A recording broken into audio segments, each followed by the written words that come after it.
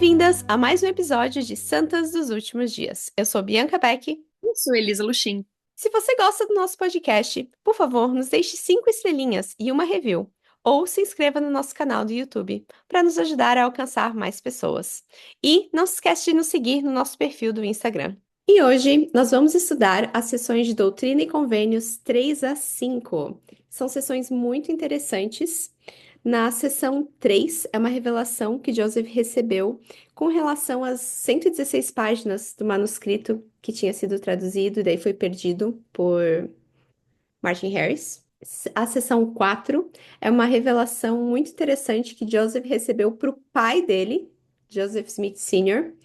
E a sessão de Doutrina e Convênios 5 é uma sessão que foi em resposta a um pedido de Martin Harris. Tô bem animada para a gente aprender com essas 3 sessões. Eu acho muito legal que Doutrina e Convênios é literalmente respostas às orações, é a palavra do Senhor o tempo inteiro, respondendo a Joseph.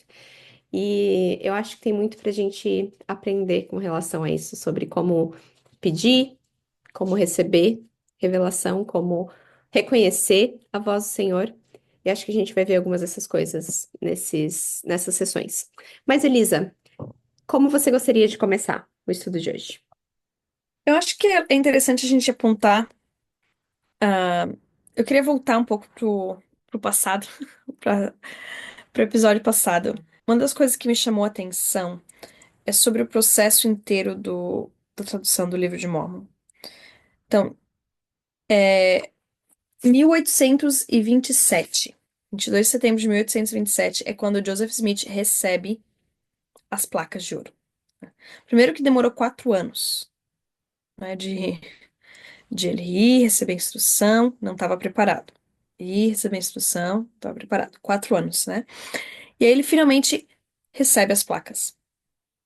E o que eu acho muito interessante, a gente até comentou no episódio passado, sabe quando você dá uma instrução e aí você só observa? Você, tipo... E foi mais ou menos isso que Deus fez. Ele deu as placas e ponto. Ele não ficou dizendo assim, ah, é exatamente assim, assado, tal, que tu vai traduzir as placas. Não.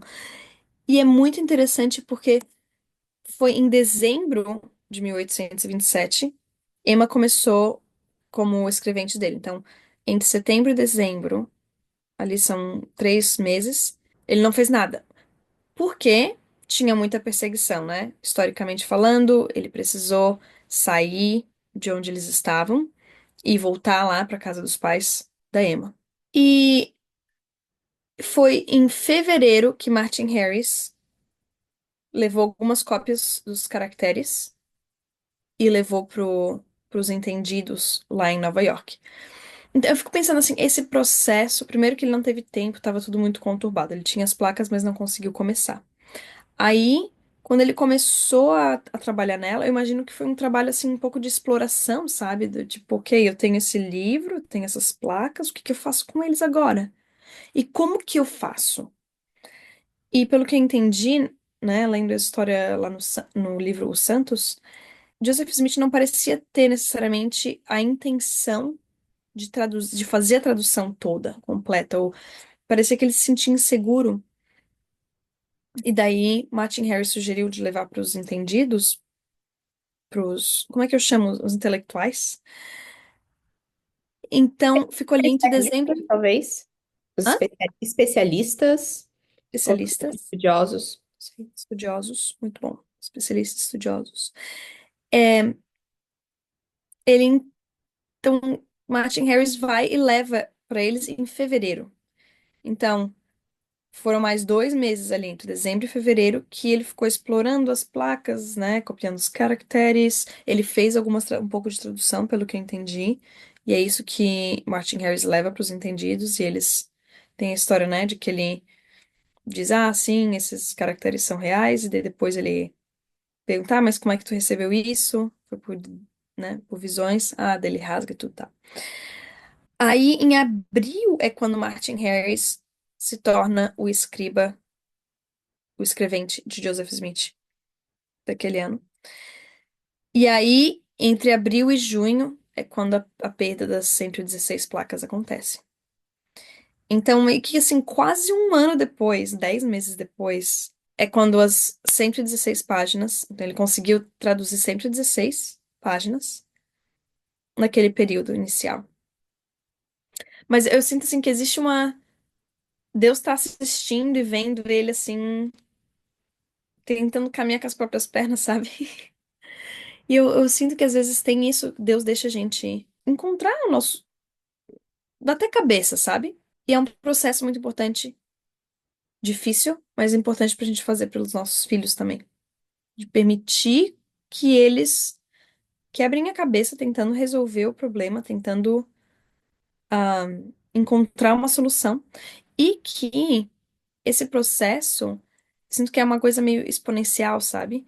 É bem lento no início, mas quando ele encontra um ritmo, quando você encontra, você pega a manha do negócio, aí se torna mais fácil. E eu penso nisso na maternidade, muitas pessoas me perguntam, como é que tu consegue com gêmeos? Ou eu lembro antes, quando eu tinha só o primeiro filho, eu perguntava, como é que vocês conseguem com mais de um filho?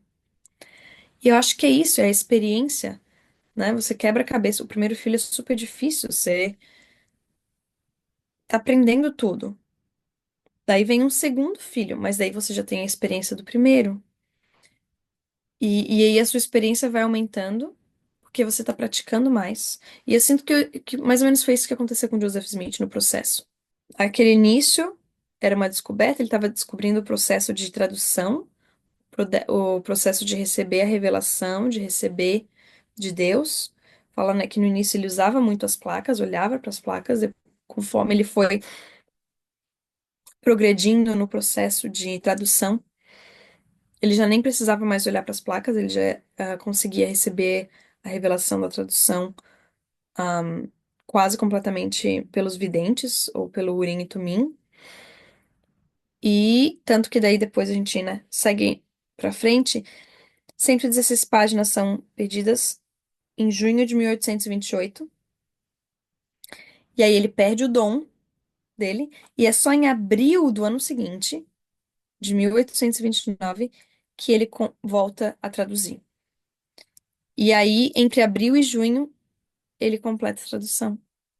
Em menos de 3 meses. E é outra coisa que é um milagre, né? E o que eu só acho interessante toda essa dinâmica.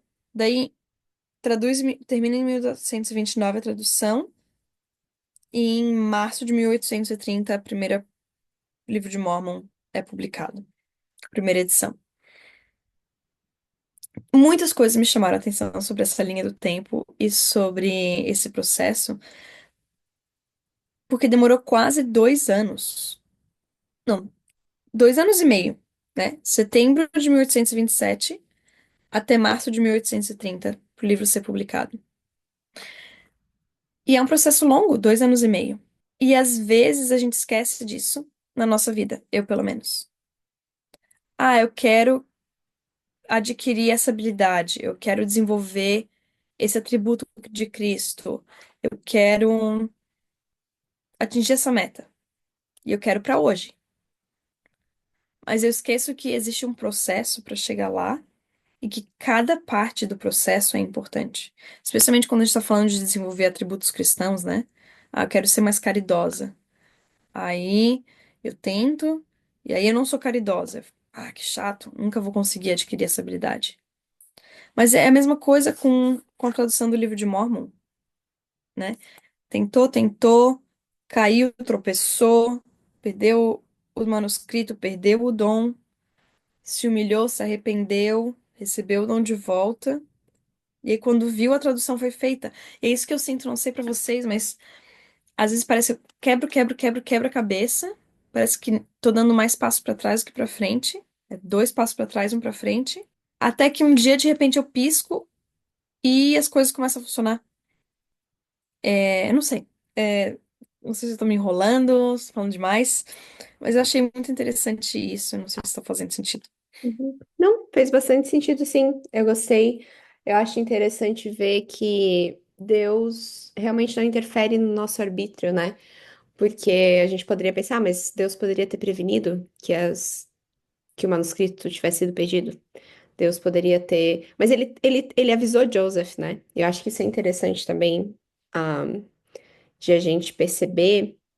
é que Joseph havia perguntado a Deus se ele poderia deixar o Martin levar o manuscrito, e Deus tinha dito para Joseph que não, mas Joseph foi contra o conselho de Deus e decidiu mesmo assim deixar o Martin levar o manuscrito.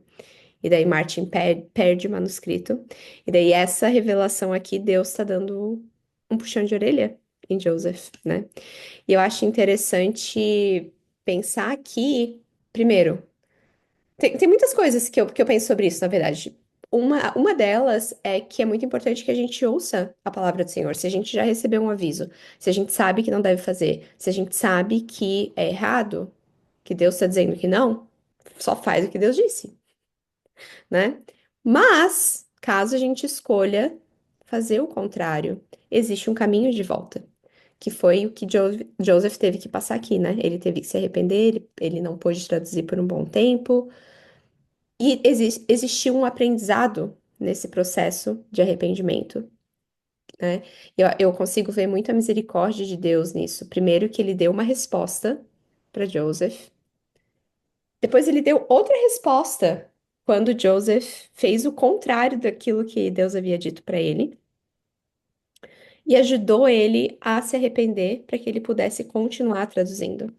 E eu acho muito legal aqui nesses versículos no início da sessão 3 que Deus deixa bem claro para Joseph que as obras dele não podem ser frustradas. Que o que se frustra, na verdade, são as obras dos homens. E eu tenho aprendido isso ao longo da minha vida. Assim como Deus fez dar tudo certo no final com o livro de Mórmon, as 116 páginas acabaram não fazendo falta, entre aspas, né? Na minha vida também, tudo vai dar certo no final se eu estiver buscando fazer a obra do Senhor, se eu estiver me arrependendo e se eu estiver me esforçando para fazer o que é certo. Eu não sei se faz sentido isso, mas a obra de Deus não vai ser frustrada. Talvez eu vou ficar frustrada, talvez eu vou ficar muito chateada com o acontecido comigo mesma, como Joseph deve ter se sentido, como Martin deve ter se sentido, né? Foi uma, foi um soco na autoestima deles, né? É, Martin estava tão confiante do que ele estava fazendo, mas ainda assim, a obra de Deus continua à frente. E eu lembro que uma vez um líder da igreja, talvez tenha sido o irmão Parrella, falou sobre isso, que às vezes a gente acha que a gente é insubstituível na obra do Senhor. Sim, nós somos muito importantes, mas se eu não fizer a minha parte, de alguma forma, se é algo que Deus precisa que seja feito, vai acontecer. Então, eu posso escolher fazer parte da obra e contribuir, ou só observar acontecendo. Vai continuar acontecendo, de alguma forma. E existem bênçãos muito grandes em você escolher trabalhar na obra do Senhor e fazer a sua parte. Se você não fizer, se você fugir da sua responsabilidade, talvez hajam consequências negativas para isso também, né? Mas a obra do Senhor não vai ser frustrada. Eu gosto bastante do versículo 1, que fala: As obras e os desígnios e os propósitos de Deus não podem ser frustrados, nem podem dissipar. E eu gosto muito também do versículo 10, que vai com isso que eu tenho dito, que Deus fala para Joseph: Lembra-te, porém, de que Deus é misericordioso. Portanto, arrepende-te do que fizeste contrário ao mandamento que te dei. E és ainda escolhido, e és chamado à obra outra vez. Então, se você tá se sentindo mal porque, sei lá, você não tá fazendo com o seu chamado de ministração muito bem, você não tá conseguindo fazer, ou não tá cumprindo com alguma coisa que você acha que precisaria, não tá guardando o mandamento da forma como você acha que deveria estar guardando, né?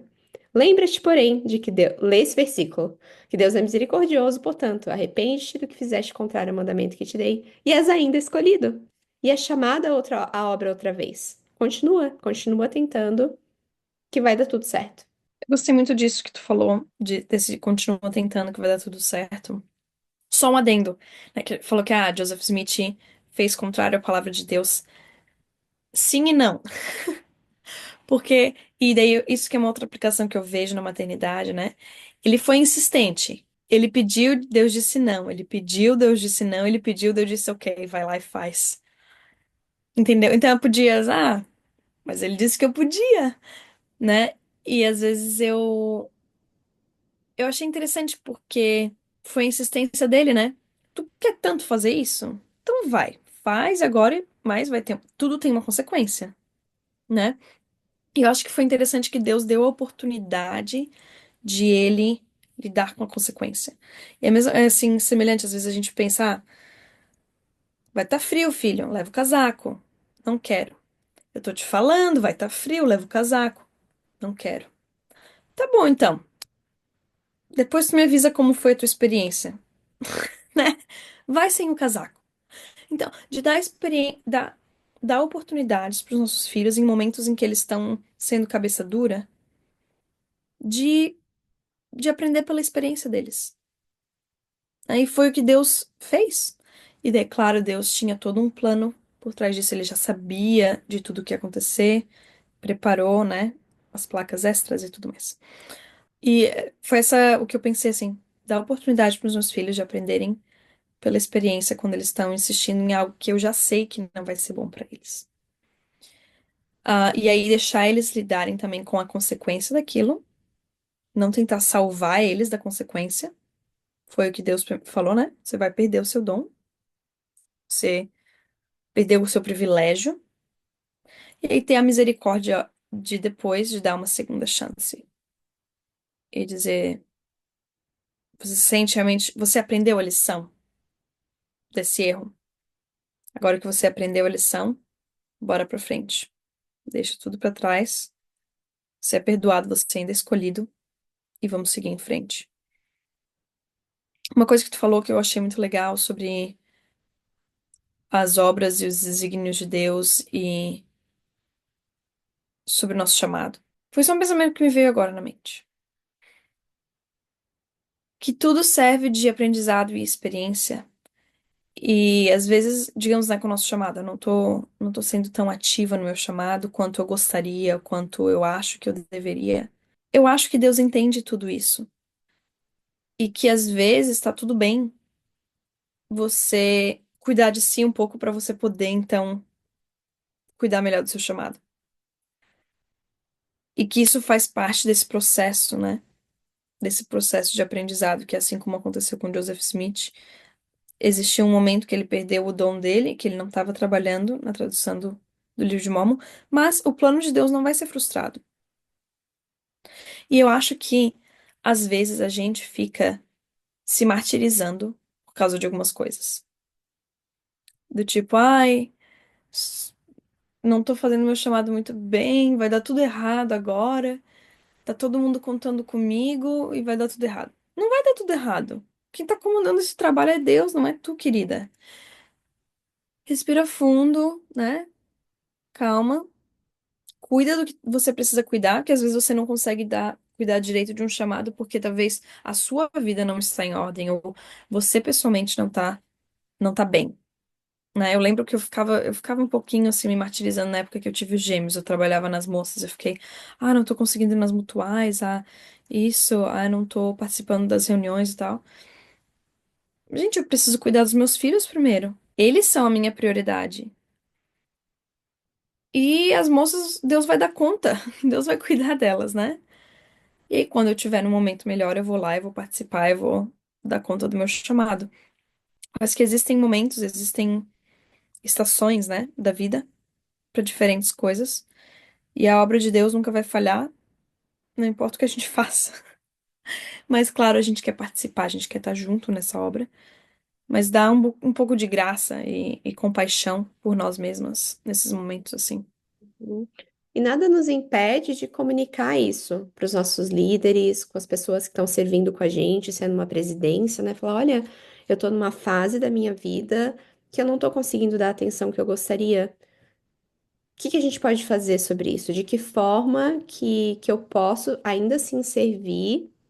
O que que eu posso fazer que talvez seja diferente do que eu estava fazendo antes, mas que ainda assim vai estar contribuindo. Avisar o teu bispo, né? E falar, olha, eu estou numa fase muito sobrecarregada. E tá tudo bem. Eu acho que a gente tem uma cultura, e talvez muitas pessoas discordem de mim. Tá tudo bem discordar de mim nesse assunto, eu não me importo, é uma opinião extremamente pessoal, não é doutrina, mas tem aquela coisa que eu sinto, assim, cultural, do tipo, você não pode dizer não para o chamado e você não pode pedir desobrigação, de jeito nenhum. É É um quase pecado. é um pecado você fazer isso. É, assim, uma falta de... A pessoa se sente humilhada, ela Falta de sente fé. uma falta de fé. E é tão interessante ter morado em muitos lugares diferentes, em muitas aulas diferentes e ter visto uma cultura diferente com relação a isso. Eu tinha um bispo em uma ala hispânica que a gente morou por alguns anos, que quando ele ia oferecer o chamado, ele já falava: Olha, mas eu quero que você saiba e entenda que a sua família é sua prioridade. O seu bem-estar é a sua prioridade. Esse chamado aqui não é a sua prioridade. Eu quero que você sim priorize a sua fé, priorize Deus, coloque Deus em primeiro lugar na sua vida pessoal. O seu chamado não é a sua fé, o seu chamado não é Deus. Então, se em algum momento da sua vida você sentir que tá demais, que você tá sobrecarregada, vem conversa comigo. Me avisa. A gente tem tantos chamados. Tem... A gente pode mudar os chamados. Eu posso te desobrigar, te colocar em algum outro lugar. E se você precisar de um tempo sem chamado, tá tudo bem. E eu lembro que a primeira vez que eu recebi um chamado e com essa conversa, eu fiquei absolutamente chocada. Eu não conseguia acreditar. Eu fiquei, não, mas como assim o bispo tá me dizendo isso? Não é possível. Mas foi como se ele tirasse um peso das minhas costas. Só o fato de eu saber que tá ok, eu chegar pra ele e falar, ai, bispo, tá demais. Eu acho que eu preciso de um outro chamado. E claro, isso não me preveniu de fazer o meu melhor e de tentar servir da melhor forma possível. Mas também não me fez sentir culpada quando eu estava sobrecarregada e precisei falar para o resto da presidência que eu estava servindo, olha, meninas, tá muito difícil para mim. De que forma que a gente pode rearranjar as coisas para eu conseguir servir melhor, sabe? E eu acho isso muito importante. E se você nunca ouviu isso antes, talvez seja um pouco chocante, mas é, para mim é a verdade. E já teve momentos na minha vida, recentemente eu fui chamada na estaca como conselheira das moças, e eu tinha um chamado na minha ala como líder de atividade da primária. E eu tenho muitas outras coisas acontecendo concomitantemente na minha vida. E quando eu fui chamada para as moças, o bispo da minha ala chegou para mim e falou: Bianca, a gente vai te manter com os dois chamados por enquanto, mas eu sei que é bastante. A hora que tu não quiser mais, tu me avisa. Gente, foi tão libertador e realmente eu tentei por algum tempo e pensei, nossa, tá demais, eu não tô conseguindo dar atenção para todas as coisas que eu preciso. E daí eu cheguei pro meu bispo e falei, ah, bispo, infelizmente eu não tô conseguindo. Ele falou, "Ah, sem problema." E ele me desobrigou, sabe? E isso fez com que eu me sentisse melhor e pudesse dar mais atenção para outras áreas da minha vida que estavam capengando, porque eu tava me matando para cuidar de dois chamados. Amém. Amém, irmã. Amém, irmã. É isso aí. Ah, e aí, indo lá para aquele versículo que tu comentou, eu queria falar também. Eu achei muito interessante a maneira como Deus corrigiu Joseph Smith. Deus não ataca o caráter de Joseph. Ele foca em corrigir o comportamento de Joseph. Em nenhum momento ele diz, Joseph, seu pecador, seu, seu homem ruim. Em nenhum momento ele ataca o caráter de Joseph. Muito pelo contrário. No 9 ele fala: Eis que tu és Joseph e foste escolhido para fazer a obra do Senhor. E aí depois tu leu ali, né? Ainda és escolhido. Tu é um homem bom, eu te escolhi e eu continuo te escolhendo. Agora tu quer ser escolhido ou não, né? Meio que é mais ou menos isso, assim. E eu pensei sobre isso na criação dos nossos filhos quando eles fazem erros, quando eles cometem erros. Como que eu me dirijo a eles? Eu me dirijo a eles de uma maneira de condenar eles, ou eu condeno o comportamento deles, né? Meu filho tem tido muita dificuldade ultimamente quando ele fica bravo, que ele quer bater, né? E eu posso começar a falar, ai, meu filho é muito difícil, ele é descontrolado, sei lá. Ou eu posso dizer, nossa, ele tá com muita dificuldade em controlar a raiva dele. Então, focar no comportamento, ao invés de focar em rotular a pessoa e o caráter dela. E aí, ir lá e dar uma segunda chance, né? Como a Bianca leu ali, Deus é misericordioso, então te arrepende e bola pra frente, vamos tentar de novo. E já começa na nossa mentalidade. O que que eu penso sobre a minha filha? Quais são as palavras que eu uso na minha cabeça para falar sobre a minha filha? Como que eu penso sobre ela? Como que eu vejo ela? De que forma que eu rotulo ela na minha cabeça? E eu já. Qualquer pessoa que ouviu o podcast antes sabe que esse é das minhas maiores dificuldades, rótulos e de não condenar. É assim, ó, eu acho que essa é uma das minhas maiores falhas. É realmente ter essa dificuldade em, quando eu preciso falar sobre alguma coisa, não atacar ela como pessoa, não falar sobre ela como pessoa, mas sobre o comportamento. Com certeza ela vai ter traumas no futuro. Que horror. Espero que não. Tenho me esforçado muito. Mas eu percebi isso bem claro, que tudo tem a ver com a forma como eu penso sobre ela.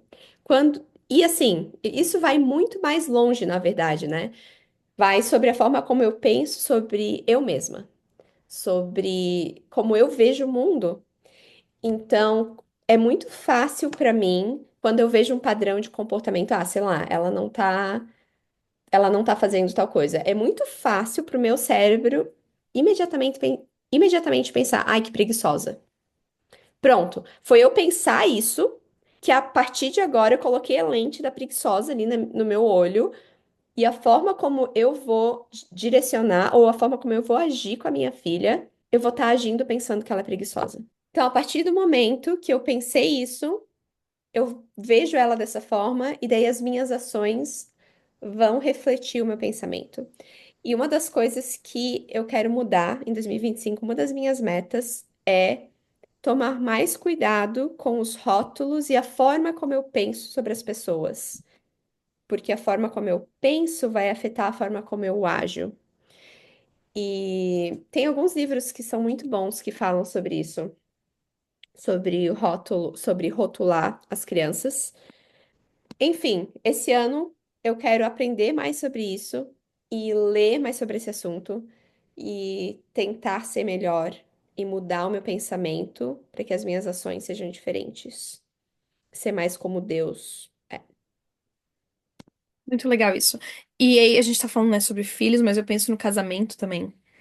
Eu não sei vocês, eu às vezes, nos momentos que eu tô tendo dificuldade no casamento, a maneira como eu começo a ver meu marido se torna muito negativa e é muito interessante de ver como esses pensamentos impactam o meu comportamento em relação a ele.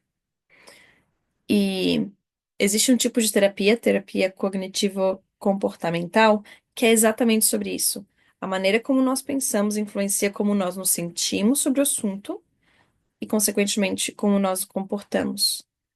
E ao mudar a maneira como a gente pensa sobre as coisas, a gente vai mudar a maneira como nós nos sentimos sobre as coisas, e, consequentemente, como nós nos comportamos em relação àquilo. E aí, se você estiver interessado em procurar as distorções cognitivas, né? Que muitas vezes são como lentes que a gente vê o mundo. Eu gosto de imaginar como se fosse um óculos. Existem 10 principais distorções cognitivas. Uma delas é rotular as pessoas. Então, é como se você colocasse um óculos. Eu gosto de pensar, é um óculos. E naquele óculos tem a lente de rótulos. Então, você vê tudo como rotulado. É como se você colocasse um óculos azul. Então, você vai ver tudo azul. Com óculos rosa, vai ver tudo rosa. Então, é isso, sim. Eu penso, cada uma dessas distorções cognitivas são um óculos diferente. Às vezes a gente coloca todas elas de uma vez só. Então, assim, você não vê a realidade, você vê tudo distorcido, tudo diferente, mas você pensa que aquilo é a realidade. Então, o segredo é tentar, né, tirar aos poucos cada uma dessas lentes, e a gente aqui tá falando sobre a lente de rotular, para tentar ver o mundo de uma maneira mais real, é mais condizente com a realidade de Deus, né? Um outro ponto que eu queria falar, que me chamou a atenção, foi no primeiro versículo, não, no segundo versículo da seção 3.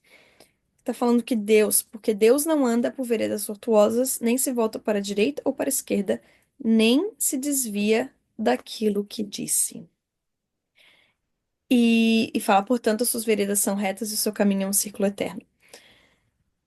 Eu lembrei de uma frase que eu ouvi já faz um ano atrás, mais ou menos, e eu e meu marido usamos muito quando a gente está discutindo, falando sobre as coisas, assim, sobre parentalidade e como a gente está criando os nossos filhos e tal, que é a minha palavra vale ouro. O que que isso significa? Quando a gente, em relação com os filhos, né? E acho que em relação a qualquer coisa, mas falando em relação aos filhos, é que quando a gente diz uma coisa para os nossos filhos, aquilo vale ouro. A gente não se desvia daquilo que a gente disse. Ou a gente tenta não se desviar daquilo que a gente disse. Então, se eu disse, se você fizer isso, essa vai ser a consequência, essa tem que ser a consequência. E isso, tanto para promessas que eu faço, né? Ah, se você lavar a louça, eu vou te dar R$ 5, quanto para coisas que talvez eles vão perder o privilégio, né? Se você, aqui a regra é que se ele não ajuda a guardar os brinquedos no final do dia, não tem história na hora de dormir. E tem que ser. Se ele não guarda os brinquedos, não tem história. Ele pode chorar, ele pode se debater, ele pode gritar, pode fazer o que ele quiser.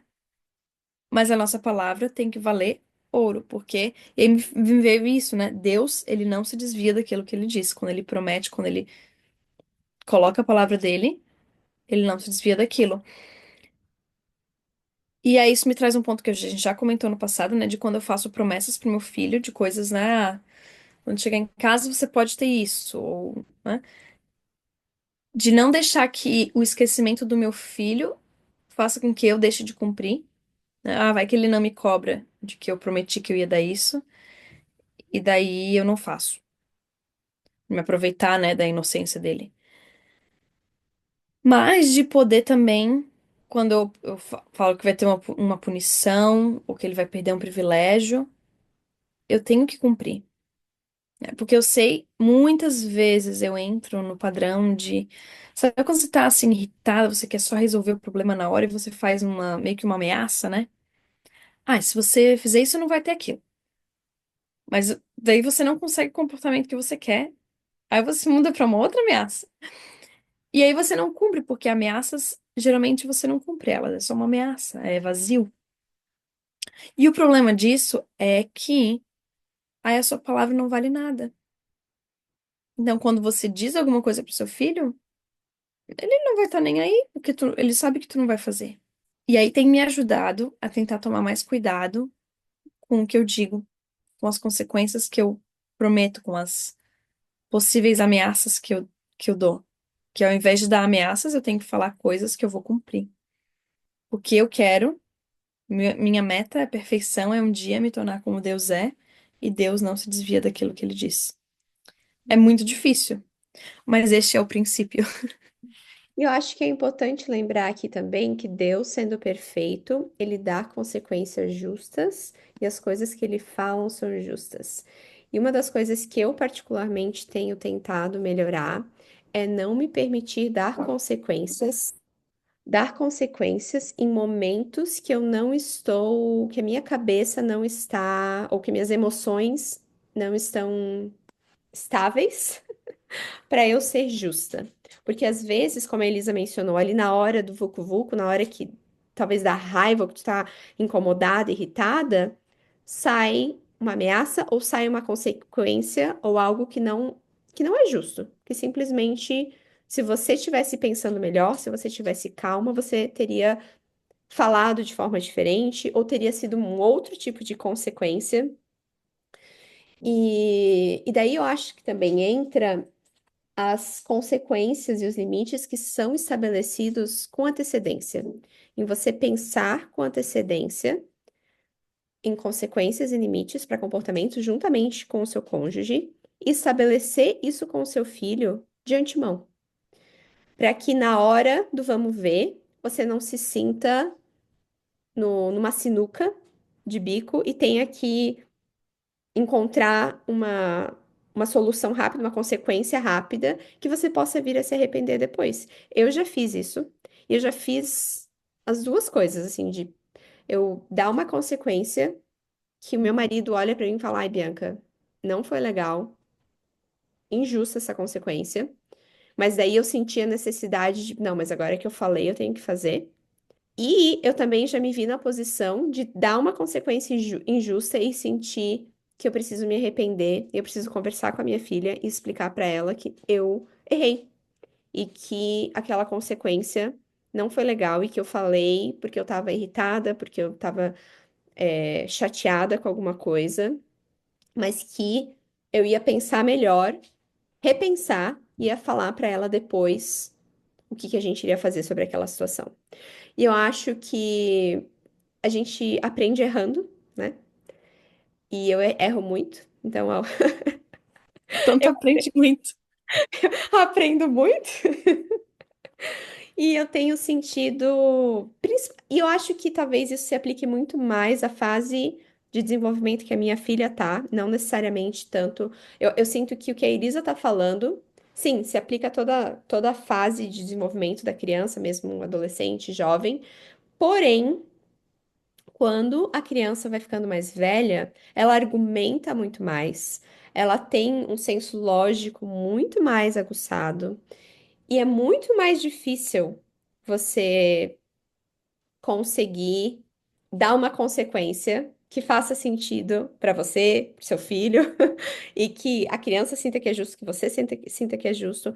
Então, aqui em casa, a gente tem muitas coisas pré-estabelecidas. A Mayara já sabe que se as tarefas dela não forem feitas, não vai ter determinada coisa. É um fato. Então, eu não preciso conversar. É assim, são coisas que ela concordou, que eu conversei com ela, falei, filha, é o seguinte, a gente tá tendo esse problema, percebo que isso aqui não tá acontecendo. O que que você sugere que a gente faça sobre isso? Qual que é a sua sugestão pra gente resolver esse problema? O que muitas vezes não funciona com crianças pequenas, né? Mas e aí ela falou: Ah, mãe, eu acho que se eu não fizer isso, quem sabe eu não recebo tal privilégio. Ah, ok. Tu acha que isso seria justo? Então tá bom. Ok. E, e é o que a gente faz para muitas situações. Não sei se está fazendo sentido o que eu tô falando. Eu Tá. super concordo com o que tu fala, 100%. E a gente tenta muito fazer isso aqui em casa. Inclusive, esses dias até teve uma situação que eu fiquei meio desconcertada, porque eu falei, eu meio que fiz uma ameaça. Eu falei: Olha, Mayara, se isso aqui continuar acontecendo, tu não vai poder fazer tal coisa. Ela só falou: Ok. Eu tava esperando que ela iria dizer: Não, mami, mas pode deixar que eu vou fazer tal coisa. Ela só falou: Ok. Eu disse: Tá, filha, tu vai. Mas tu vai tentar melhorar isso, né? Ela falou: Não, mas por quê? Se. pra que se tu já tá dizendo que não vai acontecer? Eu falei, não, não, não, não, não. Uh. Falei, não, não, não, querida. Eu tô dizendo que se isso não mudar, tal coisa não vai acontecer. Então, eu espero, a minha esperança é que você consiga trabalhar nisso. Eu posso, então, confiar de que você vai tentar se esforçar para fazer isso? Eu não quero que a consequência negativa aconteça, né? Enfim, então, assim, ela entende que a nossa palavra vale ouro, mas ela entende também que eu sou muito falha. E que muitas vezes já aconteceu de eu falar, sabe, mãe, eu acho que eu errei, desculpa. Não foi legal essa minha ideia. Eu vou repensar e a gente vai revisitar esse assunto mais tarde. E eu acho que vem de um padrão, né? Uma coisa é se tu tá o tempo inteiro só fazendo ameaças vazias que tu não cumpre. Isso. Outra coisa é se de vez em quando, né, você pede as estribeiras ali, faz uma ameaça, faz um negócio que não é justo, vai lá, pede desculpa. Eu acho que vem muito de um padrão, mas acho que os nossos filhos conseguem reconhecer se a gente é capaz de cumprir nossa palavra consistentemente, ou se a gente fica só dando coisa vazia. Por quê? Porque se eles percebem que a nossa palavra não vale nada, perde-se confiança. E é prejudicial para eles não ter algo que é estável, que eles possam contar. E aí eu queria trazer à tona a diferença entre ameaça e limite. E por isso que eu tenho falado muito ameaça, ameaça, ameaça vazia. A ameaça, o objetivo dela é mudar o comportamento da pessoa, né? É dizer, e muitas vezes é um pouco manipulador, né? Bem como você só tá propondo que vai ter uma consequência que você sabe que é tão extrema, tão ruim, porque você quer controlar o comportamento da criança ou da pessoa que você está ameaçando. E o que acontece muitas vezes com a ameaça é que muitas vezes se dão ameaças que a gente não quer que aconteçam. Por exemplo, você vai numa festa, sei lá, tá curtindo com a sua família, tá muito feliz, e aí a sua criança começa a se comportar mal. Aí você diz: se você continuar se comportando assim, a gente vai embora. Mas você não quer ir embora, porque a festa tá legal pra você. E você sabe que a criança tá gostando da festa. Então você dá essa ameaça, esperando que a criança vai dizer: ah, não, não quero ir embora da festa, então eu vou me comportar. Mas aí a criança não se comporta, porque é difícil pra ela se comportar. E aí o que você faz? Você continua na festa, porque você não quer ir embora da festa. Então isso é uma ameaça. Nada acontece porque nada acontece. Agora, um limite não é sobre a outra pessoa, é sobre o que você vai fazer, né? Se o seu filho tá, sei lá, se comportando mal de uma maneira, digamos, batendo em outra criança. O limite é, se ele bater na outra criança, você vai tirar ele da brincadeira. Você vai prevenir que ele possa brincar com outra criança. Não é sobre o que o seu filho vai fazer ou não vai fazer, se ele vai ou não vai bater. É sobre a sua resposta naquela situação. Qual é o seu limite? O que que você, como adulto da situação, como você vai responder naquela situação? E aí se torna muito mais fácil, né? Tipo, isso é o que eu vou fazer ou não vou fazer quando essa situação acontecer. Independente, não independente, mas é dependendo da sua ação. Uhum. Eu não sei se eu me expliquei Não, bem. faz sentido, eu achei bem legal. E eu acho que isso vai de encontro com o que eu estava falando de você pensar com antecedência sobre esse tipo de coisa. Eu não sei se é porque a gente adotou. Eu acredito que sim. A gente teve muito tempo para pensar sobre como a gente gostaria de ser como pais, para estudar sobre o assunto. E um dos exercícios que a gente fazia era escrever no papel como que a gente gostaria de disciplinar, que tipo de disciplina, qual o objetivo da nossa disciplina. E uma das coisas, por exemplo, para mim, que eu lembro de ter escrito no papel, é que eu nunca usaria atividades da igreja como método de punição para minha filha. Então, isso, desde então, desde aquela época, está fora do limite do tipo de punição que ela pode receber. Então, por mais que aconteça várias coisas aqui em casa, as consequências nunca vão ser atreladas ao evangelho, porque eu não quero que exista essa conotação eu quero sempre que ela sinta o espírito na igreja. Eu não quero que ela deixe de participar da igreja, eu não quero que a igreja se torne um meio de punir ela, sabe? Porque é uma coisa que ela gosta muito.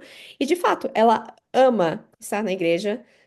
Em nenhum momento ela sentiu que eu fiz ela sentir que, tipo, se tu não fizer tal coisa, tu não vai poder ir na atividade da primária, sabe? E é algo seguro na vida dela, mas é algo estável, que tá sempre ali, independente do que aconteça. E tem sido muito bom. Mas isso é algo pessoal, meu marido, que a gente escolheu, né? Mas acho muito útil pensar sobre isso com antecedência. Bianca, você tem algum pensamento final aí para compartilhar com a gente? Hum. Eu gosto muito da sessão de Doutrina e Convênios 4. Eu acho que a gente poderia mencionar ela rapidinho. Eu sempre li ela sem pensar muito no contexto da revelação em si, do porquê que essa revelação veio à tona. E estudando dessa vez, sabendo que essa é uma revelação que Joseph recebeu pro pai dele, me tocou diferente, por alguma razão, quando eu tava lendo.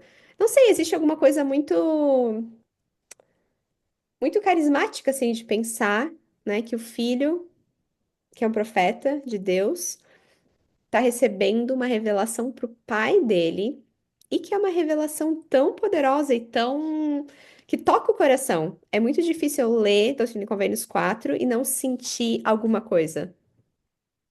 Eu particularmente gosto muito do versículo 2 que diz: Portanto, a vós que embarcais no serviço de Deus, vede que o sirvais de todo coração, poder, mente e força, para que vos apresenteis sem culpa perante Deus no último dia. E daí no versículo 3, portanto, se tendes desejo de servir a Deus, sois chamados ao trabalho. E a gente associa esses versículos e essa revelação em si ao trabalho missionário, mas eu particularmente associo ao meu trabalho de mãe, que eu acredito ser o meu chamado, a obra maravilhosa que eu tô fazendo na Terra entre os homens, que é cuidar da minha filha. E eu gosto muito de pensar nesse trabalho que eu estou fazendo, da mesma forma que é sugerido aqui no versículo 2, que é servir de todo o coração, de poder, mente e força, para que um dia, quando eu me apresentar perante Deus, eu possa me apresentar sem culpa, que parece ser quase que impossível, considerando toda a culpa que eu sinto como mãe, todas as minhas dificuldades e falhas e fraquezas. Mas eu acho que é muito importante pensar na intenção, né? Eu estou fazendo isso de todo o coração. Eu estou tentando usar todo o meu poder, mente e força para fazer o melhor trabalho possível como mãe. E não sei, eu gostei muito de olhar para esses versículos com um olhar da maternidade em vez da obra missionária, que é o que geralmente a gente olha. Nossa, gostei muito disso. E aí, eu não tinha visto dessa maneira, mas aí eu vi lá nos 5 e Uhum. 6 falando das qualidades, né, dos atributos que nos preparam. E eu vou ler a lista porque é maravilhosa. Fé, esperança, caridade e amor, com os olhos fitos na glória de Deus. É o que nos qualifica para o trabalho, né, de maternidade. Fé, esperança, caridade e amor, com os olhos fitos na glória de Deus. Acho que os momentos que as coisas estão difíceis é somente voltar, colocar os olhos fitos na glória de Deus. Ter mais fé, mais paciência, mais caridade, amor. E daí fala, lembrados da fé, da virtude, do conhecimento, da temperança, da paciência, da bondade fraternal, da piedade, da caridade, da humildade, da diligência. E o último versículo me chama muita atenção também, né? Pedi e recebereis, batei e ser-vos-á aberto. Eu não consigo imaginar outra época da vida que eu precisei de mais ajuda de Deus, de mais conhecimento de Deus, do que essa época que eu tô vivendo. E eu acho que esse versículo aqui, quando diz pedi e recebereis, não se refere só a respostas, mas também a todos esses atributos aqui que foram mencionados, né? Ele menciona todos esses atributos, e daí ele diz: pedi e recebereis. Então, se eu tô precisando de mais paciência, pedi e recebereis. Se eu tô precisando de mais bondade fraternal, de piedade, de humildade ou de diligência para fazer alguma coisa que eu sei lá, se é para treinar o meu filho para dormir, se é para eu dormir mais cedo, sabe? Se eu preciso de mais diligência no meu estudo das escrituras, se eu preciso de mais diligência em algum ensinamento específico para minha filha, sei lá. Lembra do versículo 7. Pedi e recebereis, batei e ser-vos-á aberto. Todas essas coisas que são escritas ali são dons que Deus pode nos dar se a gente só estiver dispostas a pedir e bater. Amém. Muito obrigada por nos ouvir. Se durante o episódio você pensou em alguém, compartilhe o link com essa pessoa. Se você aprendeu algo novo, deixe seus pensamentos nos comentários. E se você não aprendeu nada, tente Gente, outra vez.